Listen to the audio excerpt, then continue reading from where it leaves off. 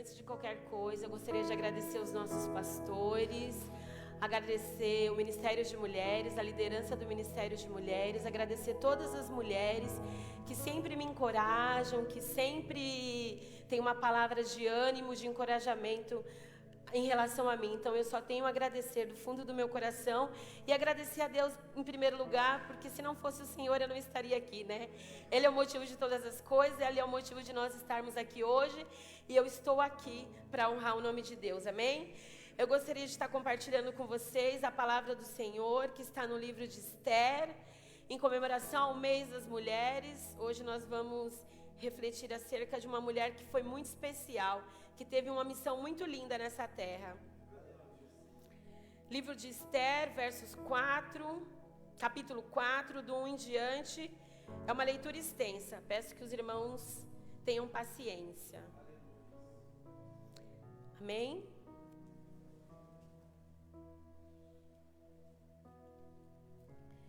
Amém, irmãos.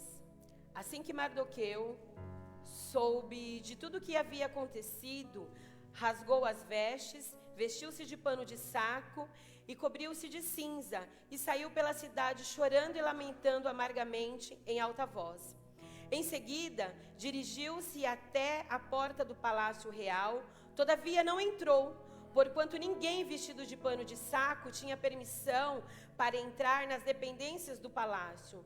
Em todas as províncias aonde chegava a palavra do rei, por meio do decreto lido nas praças, houve grande consternação e pranto entre os judeus, com jejum, clamor e lamentação. Muitos se deitaram em pano de saco e em cinza. Quando as criadas da rainha Esther e os oficiais responsáveis pelo harém lhe contaram o que se passava com Mardoqueu, ela ficou pasma e aflita e mandou-lhe roupas para que o vestisse e tirasse o pano de saco e as cinzas do corpo. Todavia, Mardoqueu não quis aceitá-las.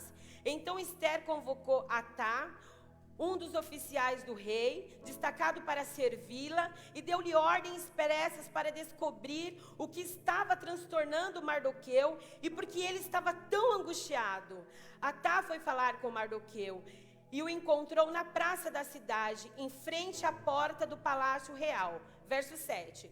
Mardoqueu lhe contou tudo o que tinha ocorrido com ele e a soma exata da prata que Amã havia prometido depositar na tesouraria do rei para execução da matança total dos judeus. 8.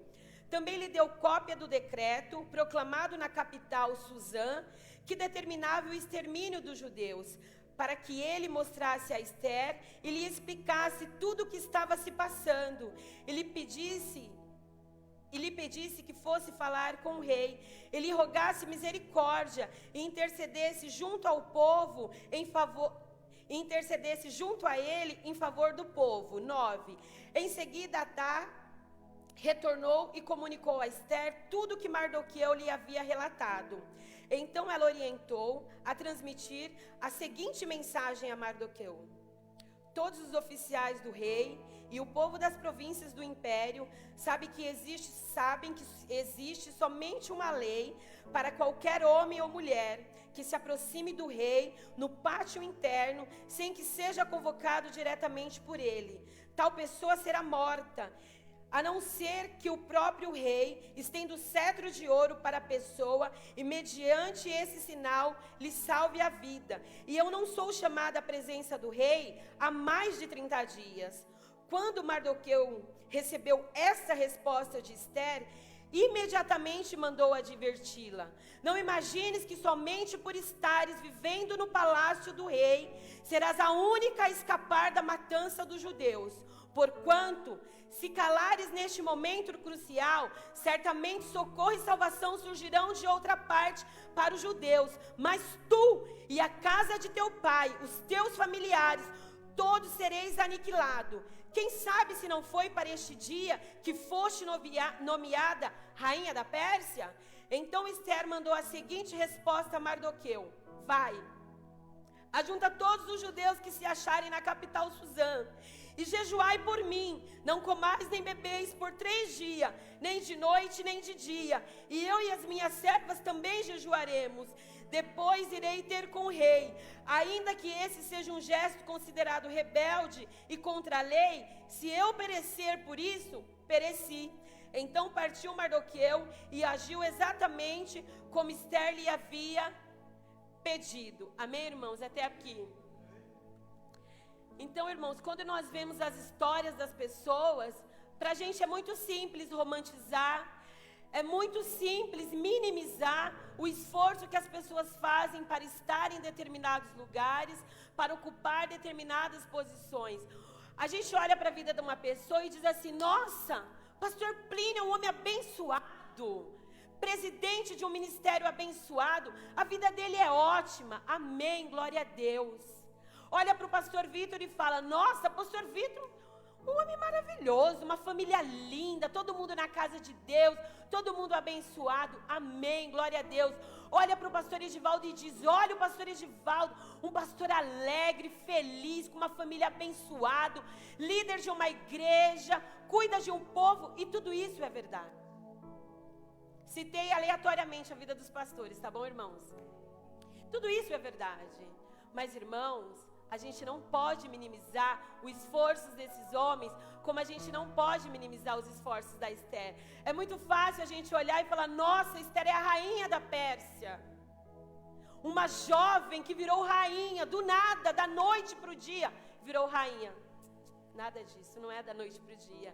Nada é da noite para o dia. Nada acontece na nossa vida da noite para o dia. Existe um caminho a ser percorrido. Existe uma estrada que nós devemos caminhar. Então é muito fácil a gente olhar para as pessoas e dizer: fulano está assim porque a vida dele é boa, porque ele tem isso, porque ele tem aquilo, porque ele é isso, porque ele é aquilo. Não, eu não conheço a história dele. Eu não sei o que ele fez para estar ali, para ser quem ele é, para ocupar o cargo que ele ocupa hoje. A gente precisa conhecer as pessoas, a gente precisa respeitar as trajetórias das pessoas, a gente precisa se espelhar nessas pessoas que de fato nos honra, nos enche de orgulho. E Esther, só para a gente se situar, é uma jovem órfã. Mardoqueu é o seu primo. A Bíblia não fala quantos anos ela tinha, mas eu ouso dizer que ela não tinha mais de 20 anos quando ela foi levada ao palácio. Até porque as jovens se casavam muito cedo. E a Bíblia fala, para a gente dar uma situada aqui na história, nessa época de Esther, quem era o rei? Assuero ou Xerxes, é a mesma pessoa. Ele era o rei da Pérsia, ele governava uma província ele governava 127 províncias, que se a gente for trazer para os dias de hoje, é como se fosse mais de 127 cidades. Ele estava desde a Etiópia até a Índia. Se a gente for olhar no mapa, ele estava desde a África até a Ásia. Então é um rei poderoso, não é qualquer rei, né? Naquela época, acredito eu, que não existia divisão de continentes, porém, ele dominava uma grande parte das nações, das cidades, das províncias que seja. Era um homem de respeito. E ele tinha dado uma festa de 6 meses, 180 dias de festa no seu reinado, vindo gente de todo lugar, todas as pessoas importantes no seu reinado, na sua festa, e ele apresentando ouro e todo mundo celebrando. No final da festa, nos últimos dias da festa, o que ele quer fazer? Ele quer apresentar a sua rainha, a senhora Vasti, e mandou chamá-la. Porém, ela não quis ir, ela se recusou a ir. O rei ficou indignado com aquela ação da rainha. E aí ele foi ter com seus conselheiros e saber qual ação ele deveria tomar nesse sentido. E um lá muito próximo dele disse: olha, ela precisa ser punida, porque senão as mulheres daqui vão fazer o que quiser com os maridos. As mulheres não vão mais respeitar os maridos. Olha o mundo machista aí, gente. As mulheres não vão mais respeitar os maridos e as mulheres vão estar sempre desobedecendo os maridos. Acho bom o senhor fazer uma reunião aí, trazer muitas virgens e escolher uma nova rainha. Nossa, foi lá no ego do Assuero e vamos fazer isso. Tá feito. Vasti, esquece, não vem mais. Ele assinou um decreto que nunca mais ela poderia vir ter na presença do rei. Acabou o reinado dela, acabou. A história dela, pelo menos no livro de Esther, se encerra aí. E aí começa a peregrinação para arrumarem uma nova rainha. Então ele manda que nessas 127 províncias saiam pessoas atrás das virgens mais bonitas. São virgens, tá? Não são mulheres maduras, mulheres casadas, não, são as virgens. Vai atrás delas, tragam para um harém, dá um tratamento de beleza e depois, uma a uma vai se deitar com o rei, quem ele escolher vai ser a nova rainha. Irmãos, existe romantismo nisso? É muito triste. Pensa passar um decreto aqui no Brasil, vamos pegar todas as jovens virgens em formação, vamos levar para tal lugar que a gente vai escolher. Oi? Como é isso? Para os dias de hoje, é uma coisa muito esquisita, né? E aí a gente pensa, Esther, uma jovem que já estava sofrendo, né? Porque já era órfã. Eu imagino que você não ter mãe nem não ter pai neste mundo não deva ser fácil. Uma jovem numa vida de formação, onde está aprendendo um monte de coisas, onde o nosso melhor amigo é a nossa mãe, é a pessoa que a gente se aconselha, que a gente pede opinião, que a gente pede colo, e ela não tinha. Ela era essa jovem que não tinha. Ela tinha um primo que foi uma bênção na vida dela, que cuidou dela como se fosse o pai. E aí a gente vê o caráter de Mardoqueu, porque naquela época os homens se faziam valer do seu poder, e ele poderia ter sido um homem que abusasse dela, que tivesse tomado como a mulher, mas ele não fez isso, pelo contrário. Observando a história de Esther, o comportamento de Esther, o comportamento de Mardoqueu, você vê que ele é um homem digno, um homem temente a Deus, um homem que ensinou princípios da palavra para Esther, um homem que sempre encorajou a Esther a caminhar no caminho certo. Quem é a sua rede de apoio? Quem são as pessoas que estão ao seu lado?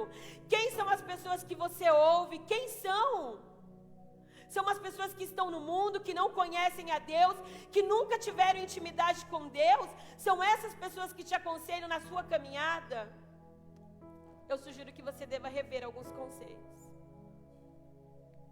Esther, ela não tinha pai, ela não tinha mãe, provavelmente não tinha irmãos, porque a Bíblia não fala, mas ela tinha o essencial para a vida dela.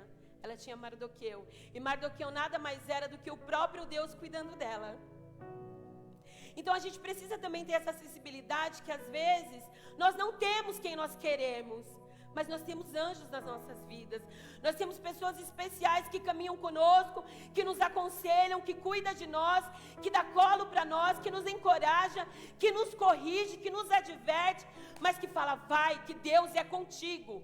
Eu posso não estar com você, mas Deus está com você. E esse é Mardoqueu na vida de Esther. Quando ele colocou Esther nessa seleção, ele não colocou tentando se aproveitar de Esther, não. Se fazer valer de alguma coisa, não. Deus já tinha colocado no coração dele o que faria na vida daquela moça. Então Esther foi. Mas você imagina, você não tem mãe, você não tem pai, você vive sob o domínio de um rei, que por mais que seja poderoso, vamos combinar que não é essas maravilhas. É um povo que já tinha vindo do exílio da Babilônia, que Mardoqueu viveu sob o domínio de Nabucodonosor, ele foi levado para lá. Assuero é sucessor de Nabucodonosor, da família. Então assim, poxa, essa menina, a Bíblia não fala se ela nasceu no exílio da Babilônia, a Bíblia não fala em que momento os pais dela sumiram da terra, a Bíblia não relata, mas você vendo isso, você entende que não foi uma história fácil. Ela não nasceu numa família tradicional, ela não foi criada numa família tradicional, bonitinha, pai, mãe, irmãos, tio, vovô, não foi. Ela tinha um primo, mas que era tudo que ela precisava. Tudo que ela precisava. Então, façam esse exercício de olhar quem está à sua volta. Talvez alguém muito importante não esteja, mas o que você precisa está do seu lado. Porque Deus é esse Deus que te dá o que você precisa. Ele te dá o suficiente para sobreviver e para continuar a sua jornada aqui na terra. E Deus fez isso de uma forma maravilhosa na vida de Esther. Esther foi. Chegou lá. A Bíblia não fala quantas moças foram para esse harém, mas acredito que não foram poucas. 127 províncias. Oficiais indo em todo lugar catando menina para levar para lá. Nossa! Não consigo nem chutar quantas moças deveriam estar ali, mas acredito que eram muitas. E além do que, irmãos? Existem muitas exigências, não é só ir lá e conhecer o rei. Giovana, você vai, tá linda? Mas você vai ficar 1 ano em tratamento de beleza, porque essa sua beleza não é o suficiente. Puxado, né? Então ela ainda ficou 1 ano em tratamento de beleza. Mas um dos oficiais do rei, que era responsável de cuidar desse harém, de cuidar dessas moças, quando ele viu Esther, ele viu uma beleza diferente na Esther. Porque não era uma beleza física, não era uma beleza que a gente admira, era uma beleza que vinha de dentro, era o que Deus havia colocado nela. E nós precisamos ser essas pessoas, que quando as pessoas nos vejam, elas não vejam a nós, elas não vejam a nossa beleza, se é que temos alguma beleza, mas que elas possam ver o Senhor, que elas possam ver o amor do Senhor através dos nossos olhos, através do nosso abraço, através do nosso sorriso. O Senhor, Ele precisa ser o mediador das nossas relações. Entre eu e o pastor Plínio precisa ter o Senhor no meio, porque quando eu olhar para o meu pastor, eu não vou ver ele, eu vou ver o Senhor. E quando ele olhar para mim, ele não vai ver uma pessoa falha, mas ele vai ver o Senhor em mim. Então o Senhor precisa ser o mediador das nossas relações. E o Senhor foi o mediador da vida de Esther em todos os momentos. Ela chegou naquele lugar e pronto. Não tinha mais para nenhuma moça linda. Era Esther. O oficial se apaixonou por ela, se apaixonou num bom sentido. É Esther, você é especial, cuidou dela. O rei, quando viu, já falou, não, ela é especial, coloca ela num aposento diferente, coloca à disposição dela quem ela quiser, dá para ela o que ela quiser, faça o que ela quiser. E assim foi. E aí, o que a gente aprende com isso, irmãos? Com esse início aqui, da vida de Esther. Que na vida, a gente precisa ser corajoso. A gente não pode ser vitimista. A gente não pode ser egocêntrico. A gente precisa ser corajoso. A gente precisa ter coragem para levantar cedo para trabalhar. A gente precisa ter coragem para estudar. A gente precisa ter coragem para abrir mão da nossa vida social para estar aqui. A gente precisa ter coragem para abrir mão das coisas que o mundo nos oferece para estar aqui. A gente precisa ter coragem para quando a gente estiver no meio do mundo, na roda de pessoas que não conhecem a Deus, a gente ter uma postura assim, digna de aprovação pelo Senhor, para que nada de errado as pessoas encontrem em nós. A gente precisa ter coragem. E a palavra de Deus lá em Deuteronômio 16 diz assim, Deuteronômio 31:16, desculpa. Sede fortes e corajosos, não temais nem fiqueis aterrorizados diante delas, porque o vosso Deus é quem vai convosco. O Eterno nunca vos deixará, jamais vos abandonará. Em Josué 1:9 diz assim, ora, não te ordenei ser forte e corajoso? Não tema e nem te apavores, porque Deus, o Senhor, está contigo por onde quer que andes.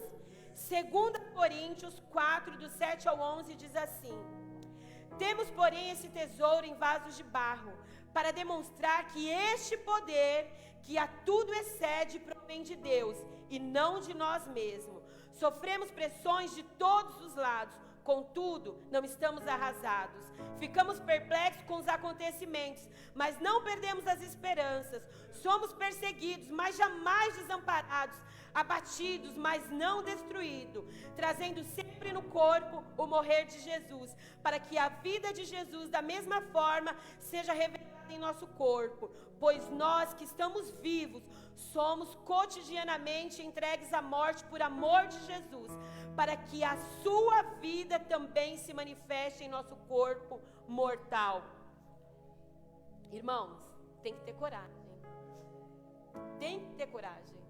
Não é brincadeira. Não é brincadeira uma moça órfã, criada por um primo, talvez sonhava em constituir uma família, em ter uma família que ela não teve, em oferecer para os filhos dela tudo que os pais dela não puderam oferecer.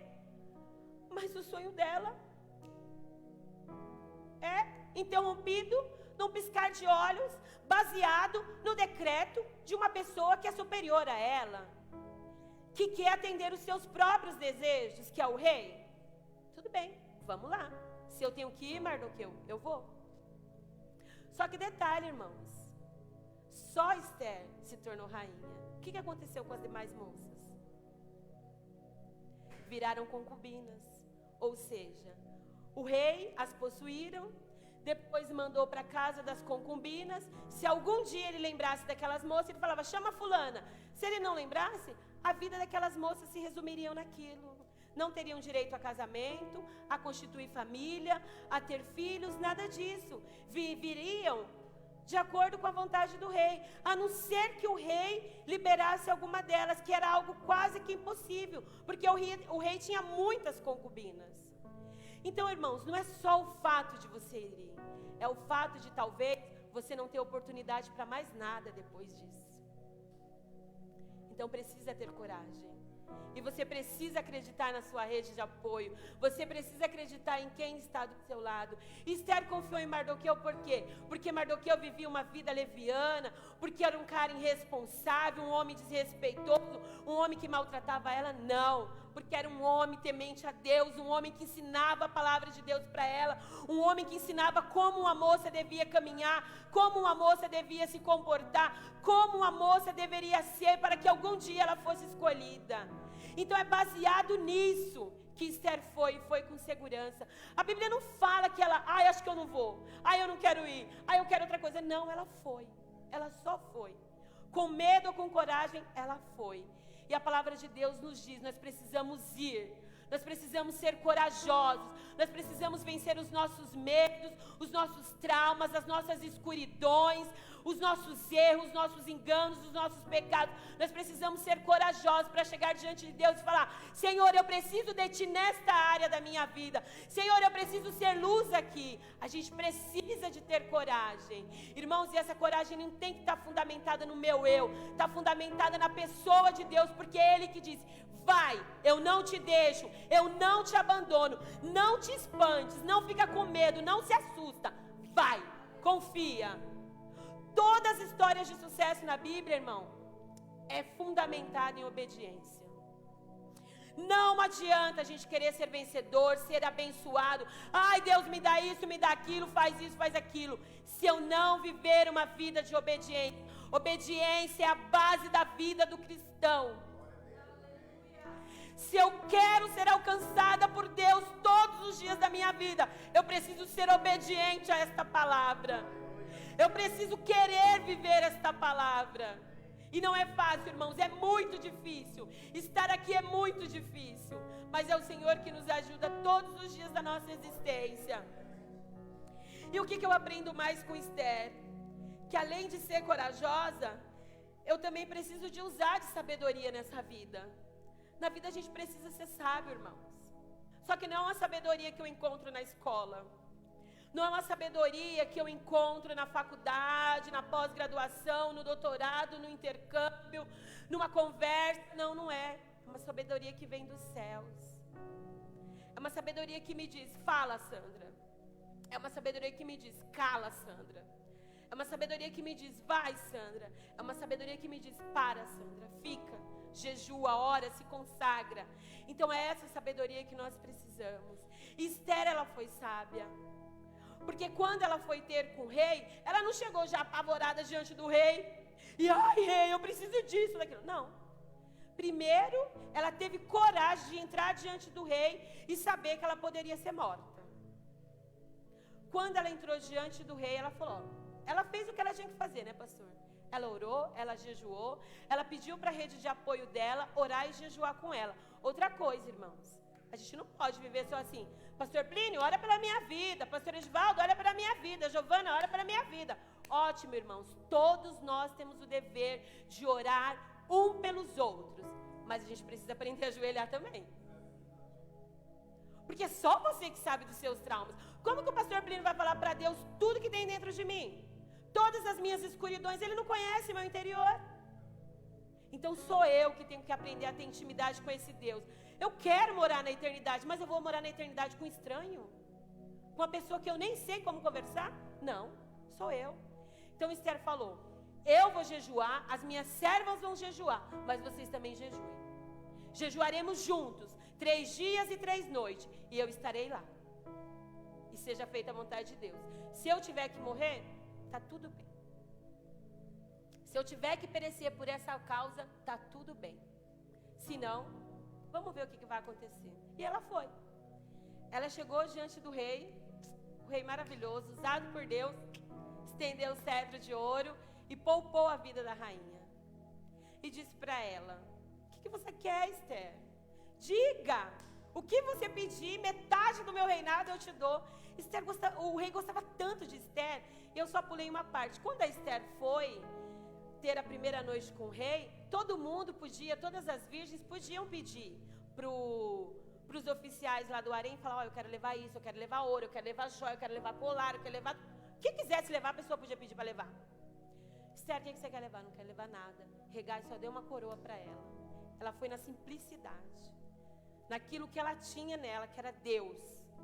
Porque não eram os atributos femininos que iriam fazer a diferença ali. Não era.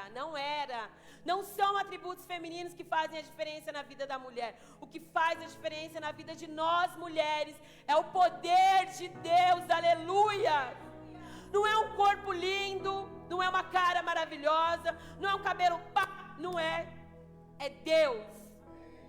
Estou fazendo apologia à feiura, ao descuido feminino? Não. Temos que nos cuidar, temos que estar sempre bem. Mas o que vai fazer a diferença na sua vida é a presença de Deus.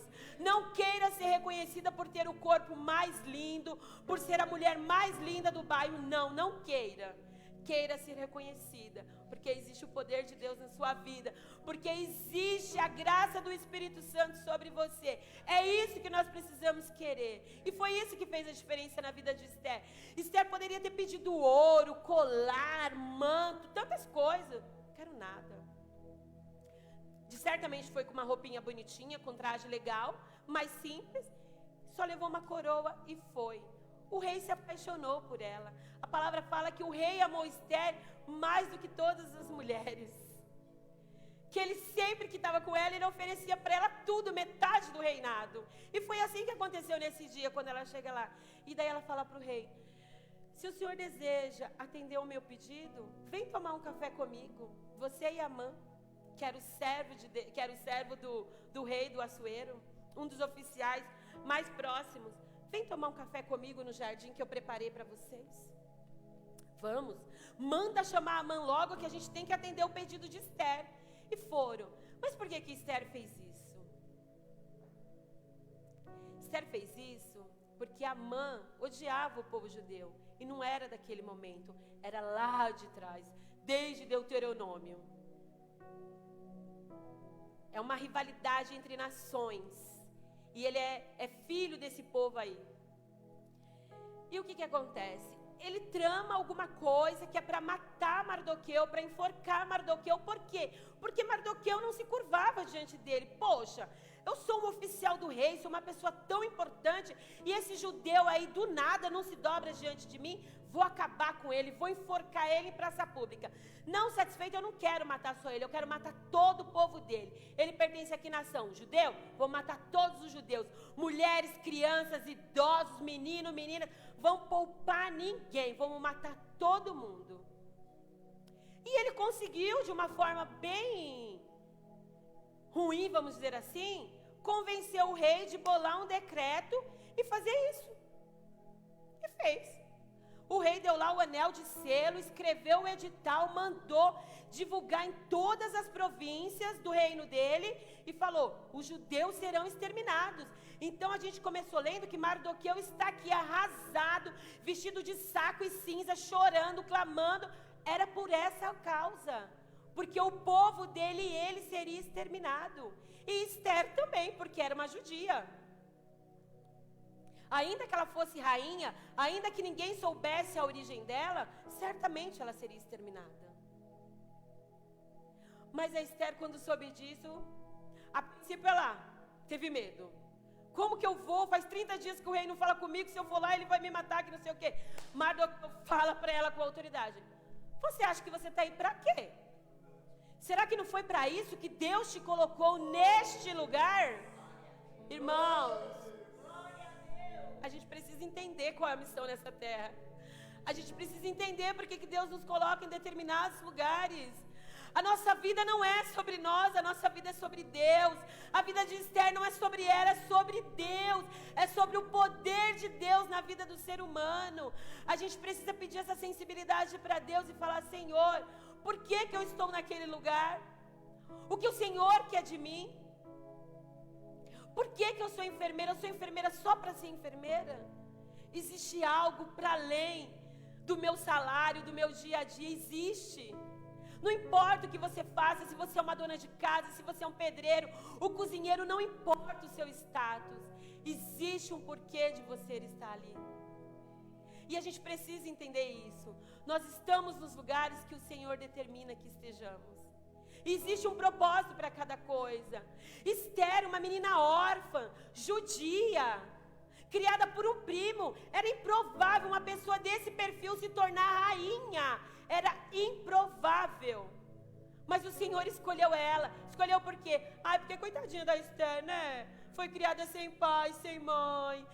Foi criada pelo primo, judiação da Esther, né? Vou pôr Esther para ser rainha.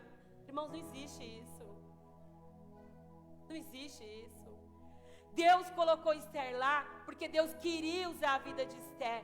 Porque Esther era obediente a Deus. Porque Esther era temente a Deus. Porque Esther sabia o que Deus queria com a vida dela. Foi para isso que Deus colocou Esther lá. Então Esther foi: Rei, é isso, eu quero dar um chá, um café, um banquete para você e para a Amã. E no primeiro dia tomaram chá, conversaram no jardim e tudo mais. E aí o que acontece? O rei pergunta para ela de novo: Esther, o que você quer? Se você pedir metade do meu reinado, eu te dou. O que você pedir, eu te dou.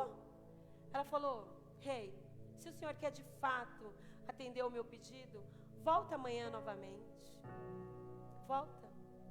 Volta amanhã novamente, que aí eu estarei pronta para te dizer. Então, irmãos, a gente precisa ter sabedoria. E alguns versículos que nos falam acerca da sabedoria. Eclesiastes 7:12. Pois o abrigo da sabedoria é como das muitas riquezas.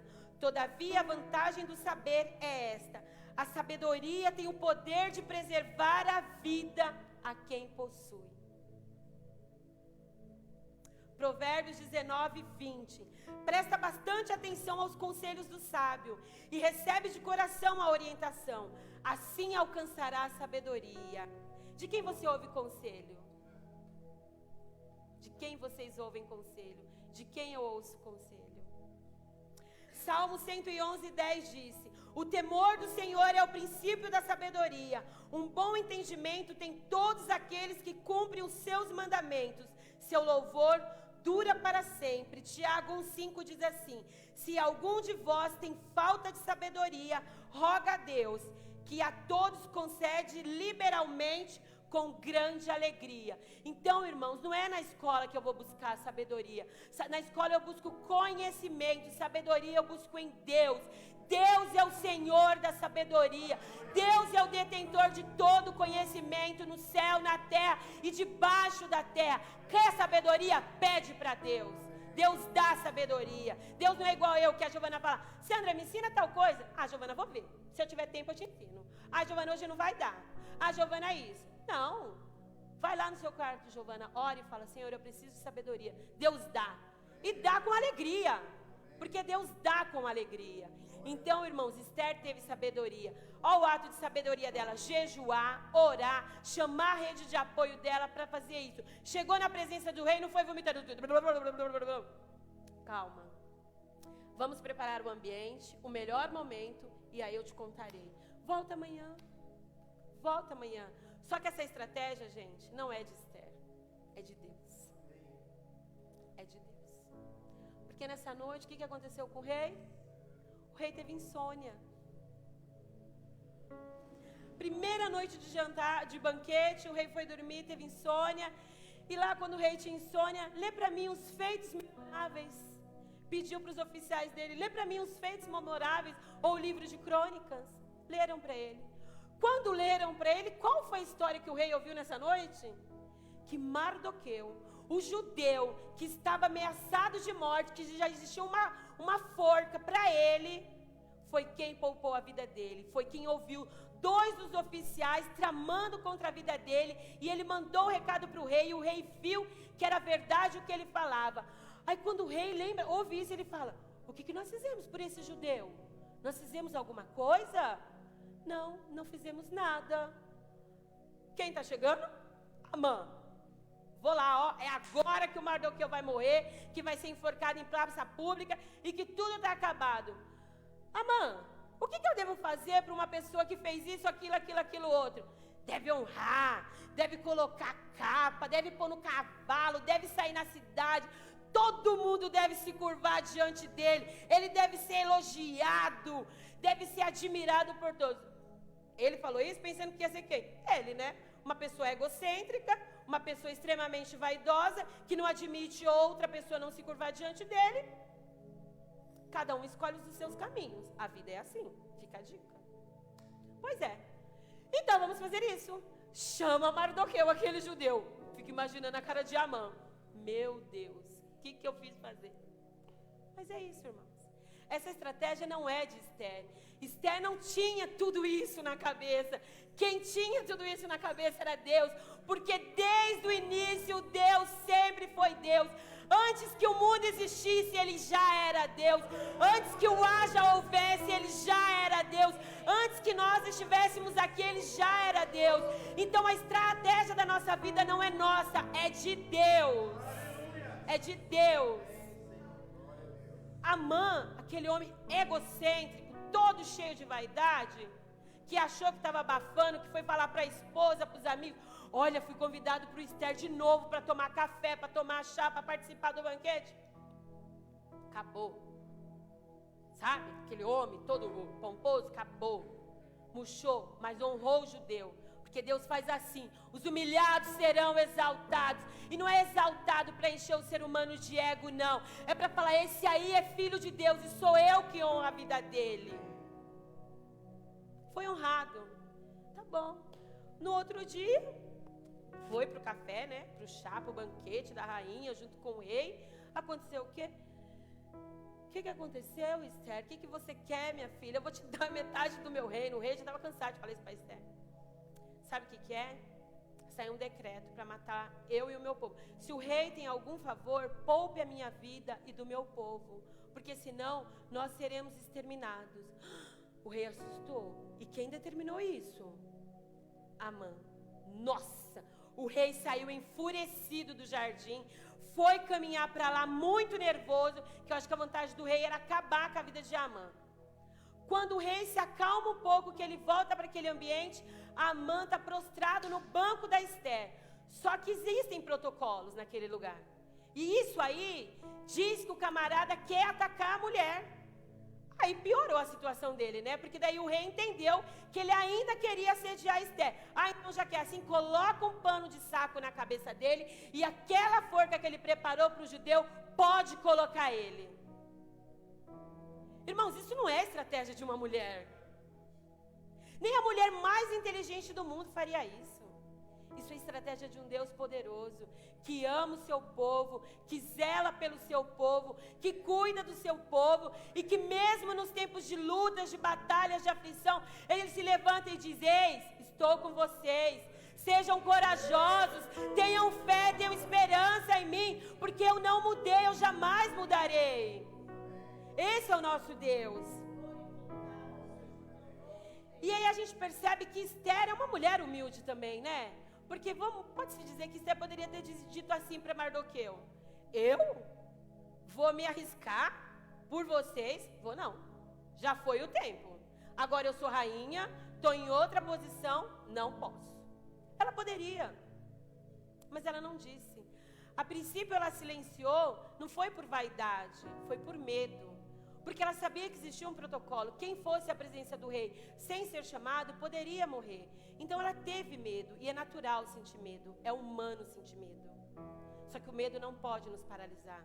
O medo, ele só te traz a consciência para você parar, refletir, olhar para os lados e seguir. O medo não pode nos paralisar. Não pode. Então Esther, ela podia ter sentido de vaidade, de soberba, falar, não vou, Mardoqueu, eu sinto muito, eu te amo, você é meu primo, fez tudo por mim, eu posso negociar pela sua vida, mas eu não vou me expor por causa de vocês. Não, ela não fez isso. Ela foi. Ela orou, ela se preparou e foi. E alguns versículos que falam acerca da humildade. O orgulhoso sempre acabará sendo humilhado. Em contraste, chegará o dia em que o humilde receberá honra e glória. Aconteceu na vida de Mardoqueu.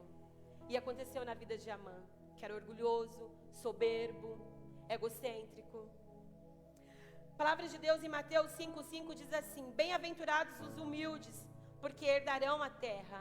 Semana passada, eu não estava aqui, mas eu ouvi a pregação, a Conceição falou um pouco de humildade.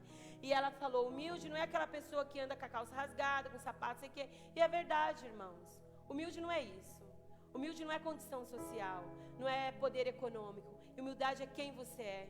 Não importa o lugar que você ocupa, não importa quanto você tenha de dinheiro no banco, não importa o bairro que você mora, o que você seja, não importa. Você é humilde, você olha para todo mundo de igual para igual. Você entende que o outro é mais importante que você tem as coisas, mas que você não é ninguém. Tudo que você tem é porque Deus te deu, e é para você repartir com todos. Então uma pessoa humilde é uma pessoa assim. É uma pessoa que não se deixa avaliar pela condição social, mas ela olha no olho do outro com amor, com ternura, com respeito, com dignidade, e reconhece o valor que cada pessoa tem, porque todos nós temos valores, independente do lugar que nós ocupamos. Ninguém é melhor que ninguém. Perante Deus somos todos iguais, independente de classe social, de cor, de raça, de opção, de qualquer coisa. Perante Deus somos todos iguais. Quem irá nos julgar é o Senhor. Quem irá julgar as minhas ações são o Senhor. Então nós precisamos ser humildes. Esther, ela poderia ter dito, não, eu sou rainha, eu não vou pelejar por esse povo, eu não vou. Mas ela foi. Filipenses 2:3 diz assim: não façais nada por rivalidade nem por vaidade. Pelo contrário, cada um considere com toda a humildade as demais pessoas superior a si mesmo. Romanos 12:3 diz assim: porquanto, pela graça que me foi concedida, exorto a cada um dentre vós, que não considere a si mesmo além do que convém, mas o contrário, tenha a tua autoimagem equilibrada, de acordo com a medida da fé que Deus lhe proporcionou.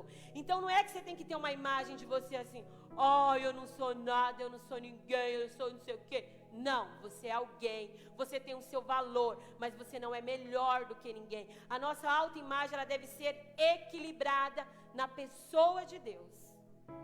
Não é nivelada na condição do outro, mas é equilibrada na pessoa de Deus. Então, irmãos, somos todos iguais. Todos iguais. Diferentes, mas iguais, se é que isso é possível. Então, Esther, ela fez isso. Ela conseguiu essa graça. Ela conseguiu. E aí o que mais me deixa feliz nessa história é que essa história também fala um pouco da soberania de Deus. Porque às vezes, irmãos, a gente entra numa fase da vida que tudo dá uma bagunçada braba. E aí você fala, meu Deus, o que está acontecendo? Deus não está comigo, Deus não está vendo, ai meu Deus, que não sei o quê. O desespero toma conta da gente, você fica desesperada. Foi o que aconteceu com Mardoqueu e com todos os judeus. E se fosse eu também não seria diferente. Poxa, vai matar todo mundo, criança, velho, mulher, homem, todo mundo, vem um desespero. Todo mundo sai para a rua vestido de roupa de saco e cinza. Isso significa o quê? Clamor. Clamor, indignação, pode ser tanto arrependimento por pecados, como pedido de socorro em prol de uma nação, como aconteceu lá em Nínive. Então as pessoas se vestiam de saco e de cinza, falando, Deus, olha para nós, eles querem nos matar, eles querem nos exterminar. E a gente é assim, às vezes a gente entra num desespero dentro da gente mesmo, que a gente fala, meu, Deus sumiu, Ele não me ouve mais. Mas gente, Deus é soberano. Deus é Deus. Ele não perde o controle de nada. Você se assusta, eu me assusto, você teme, fulano teme, mas Deus não. Deus é o controle. Deus é Deus, a gente não pode ter dúvida disso. A palavra fala, antes que existisse qualquer coisa, o Senhor já era Deus. Antes que minha mãe conhecesse meu pai, que eu existisse no ventre da minha mãe, o Senhor já era Deus. Antes que essa igreja se tornasse uma igreja, aqui já era Deus. Antes de nós estarmos nessa condição, o Senhor já era Deus e Ele é Deus. Ele é o controle de tudo. Não é nada novidade para Deus. Você acha que Deus ficou espantado como eu fiquei com a pandemia? Nunca. Com a guerra, quando Hitler mandou matar um monte de judeu, nossa, Deus ficou lá do céu, meu Deus, quem é o Hitler, hein? Que está matando todos os judeus. Imagina, Deus sabe de tudo. É esse Deus que a gente serve. Um Deus que conhece tudo, tudo, tudo, tudo, tudo. Eu gostaria de ler Daniel 2:21.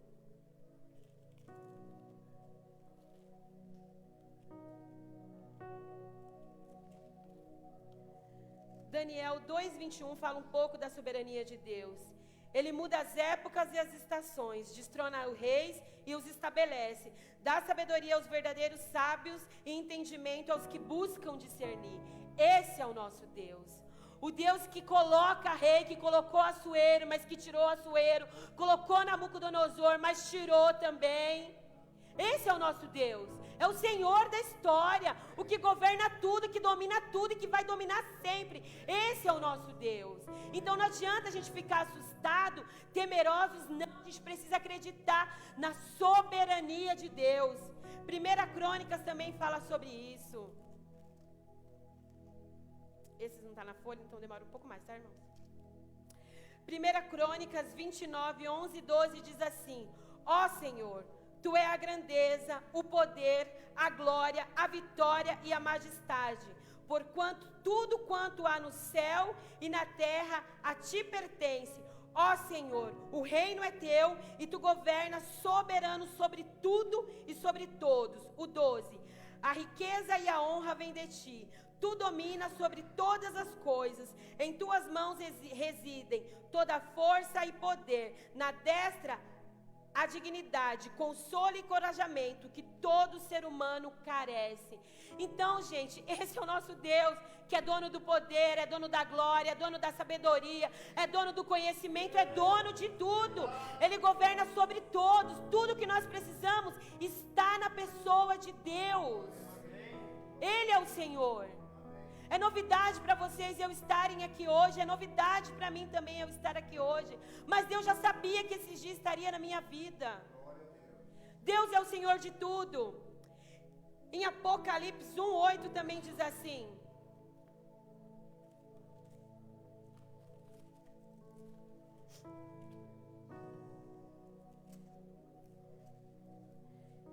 eu sou o Alfa e o Ômega, declara o Senhor Deus, aquele que é, que era e que há de vir, o Todo-Poderoso. Eu sou o Alfa e o Ômega, o começo e o fim, aquele que veio, aquele que está aqui e aquele que há de vir. Esse é o nosso Deus.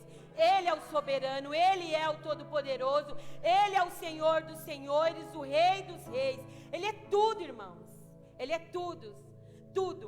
E para encerrar, a história de Esther também nos aponta algo. A gente falou sobre coragem, sabedoria, humildade, falamos sobre a soberania de Deus e agora o mais importante, a história de Esther nos aponta para quem? Para o perfeito, aquele que viria. Por que Esther não morreu? Porque não era da vontade de Deus que Esther morresse. Porque se Esther morresse, talvez ela justificaria um povo, uma nação. Mas a proposta de Deus nunca foi que apenas uma nação fosse salva, que apenas um povo fosse salvo. A vontade de Deus, desde a criação do mundo, é que todos fossem salvos, que todos tivessem acesso a Ele, que todos desfrutassem do amor dEle. Então a vida de Esther, a vida de José, a vida de Abraão, a vida de todos esses homens que estão aqui, não é para falar da própria história, mas é para falar da história de Jesus.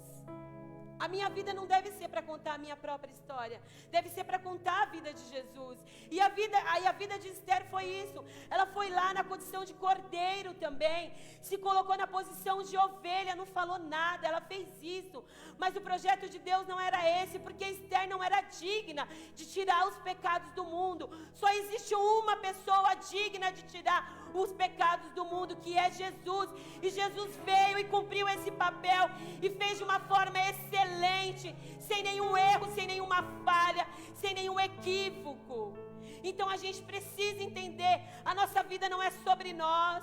A partir do momento que nós aceitamos esse Jesus, a partir do momento que eu digo aí no mundo, eu sou serva de Deus, então eu tenho que ser serva de Deus. A minha vida tem que apontar para Jesus, as minhas ações têm que apontar para Jesus. Pastor Vitor, eu vou te citar, porque eu acho que é uma coisa muito linda que aconteceu na sua vida. Pastor Vitor, quando foi no médico, um médico espírita olhou para ele e falou: quem é você? Eu sou o Vitor, eu vim me consultar. Tem alguém aí? Tem alguém aí? Eu quero ser essa pessoa. A gente precisa querer ser essa pessoa. Que quando as pessoas nos vejam, elas não vejam: olha a Sandra. Não, não é a Sandra. Existe algo diferente na Sandra. Existe algo diferente no pastor Plínio, no irmão Miguel, na Giovana. Existe algo diferente no povo de Deus. A igreja tem que se posicionar diferente na terra. Nós não estamos aqui para acusar ninguém, para apontar dedo de ninguém, não. Nós estamos aqui para abraçar a humanidade, para falar: olha, existe um justo que morreu por você. Muda de vida, tem esperança para você. Existe um futuro para você. Esse é o nosso papel. É chorar com os que choram, é se alegrar com os que se alegram, é abraçar o necessitado, o caído. Sabe aquelas pessoas que ninguém olha, vai lá você e olha para ela, abraça ela. Fala: fulano, você tem valor, eu senti sua falta. A gente precisa ser essa pessoa. Como que você é no seu trabalho? Fala com a galera top? Com o chefe, com o coordenador, com o supervisor? Porque a gente julga as pessoas pelos status, né? Não que isso tenha algum valor na vida. Mas, poxa, você é aquela pessoa que vê o porteiro: bom dia, tudo bem com o senhor? Vê a moça da limpeza: oi, fulana, tudo bem, como que você tá? Vamos tomar um café? Olha, tem café na copa. É para todo mundo, viu? Não é só para o pessoal da enfermagem, da fisioterapia, não. É para todo mundo. A gente precisa ser essas pessoas. A gente precisa ser essas pessoas. Esther foi essa mulher. Ela não morreu porque não era para ela morrer. Ela fez um papel excelente, mas a proposta de Deus nunca foi para que Esther morresse.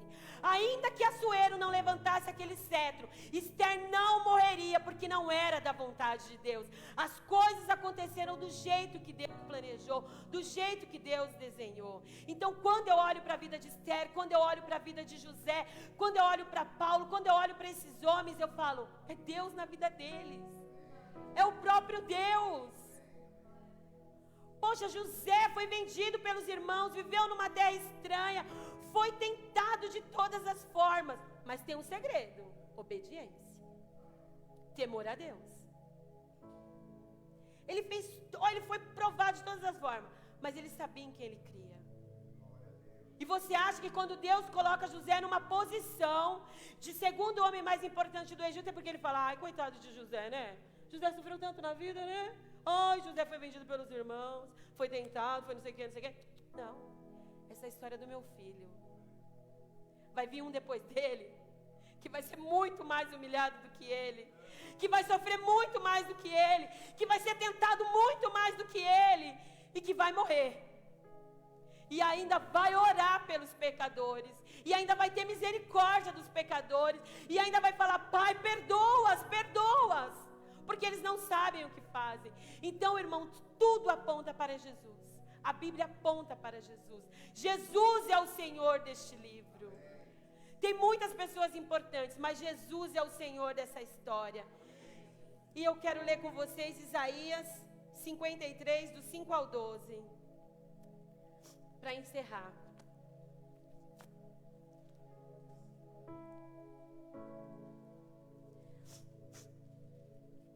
Mas de fato, Ele foi transpassado por causa das nossas próprias culpas e transgressões.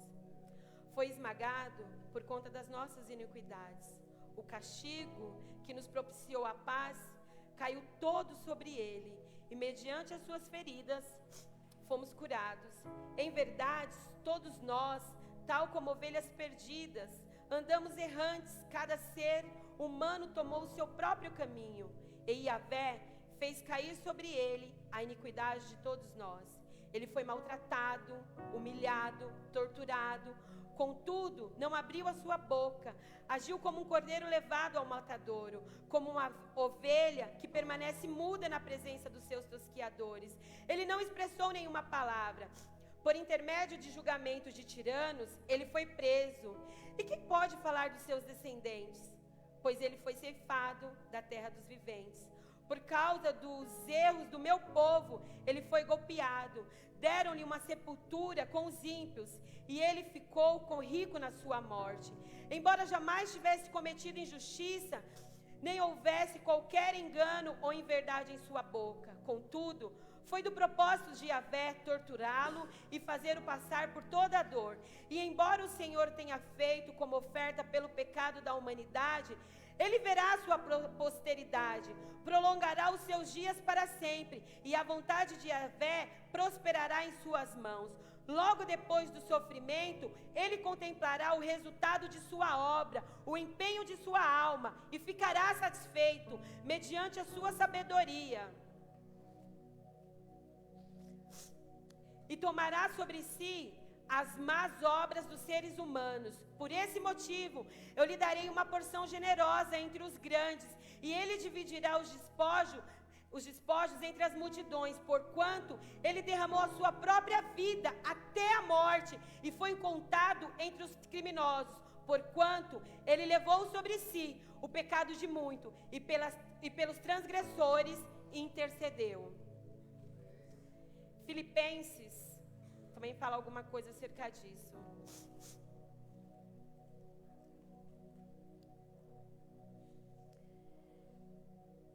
Filipenses 2,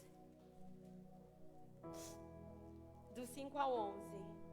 Tendo em vós o mesmo sentimento que houve também em Jesus Cristo, o qual, tendo plenamente a natureza de Deus, não reivindicou o ser igual a Deus, mas pelo contrário, esvaziou-se de si mesmo, assumindo plenamente a forma de servo e tornando-se semelhantes aos seres humanos.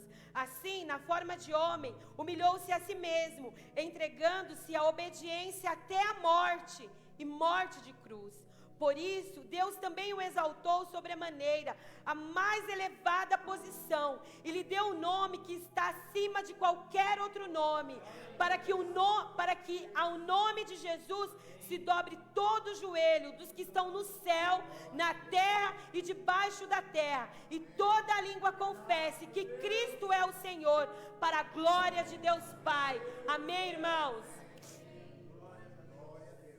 Então essa é a mensagem que eu queria dividir com vocês nessa noite, irmãos.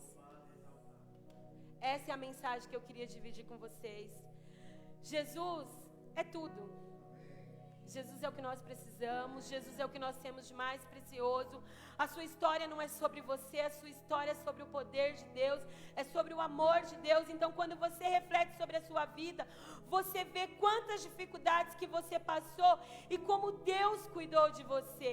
Quando você olha para a vida de Esther, você vê que uma jovem que nasceu e cresceu de uma forma tão triste e difícil, mas em toda a caminhada, a bondade de Deus, a misericórdia de Deus se manifestou na vida dela. E eu convido a vocês a verem isso, a fazerem essa reflexão. O amor de Deus está presente em todas as coisas, em todos os lugares, em todas as pessoas. E se nós estamos aqui hoje, é porque este amor tem nos alcançado.